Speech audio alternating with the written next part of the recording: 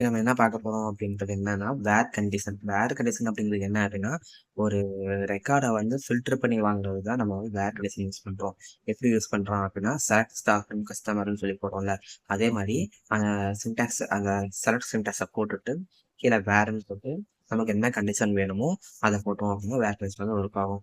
ஆ எப்படி எப்படின்னா, இப்போ சேலரி வந்து இந்த ரேஞ்சுக்குள்ள எனக்கு வேணும்.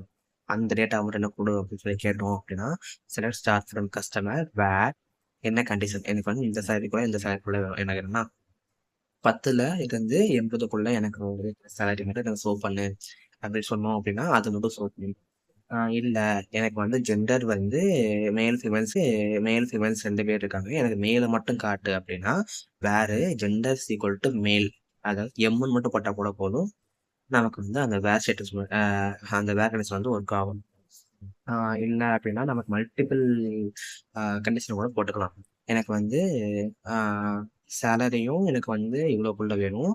பிளஸ் அதே மாரி ஆ மேலாவும் இருக்கணும். அப்படின்னு சொல்லி ஒரு கண்டிஷன் இருக்கும்ல.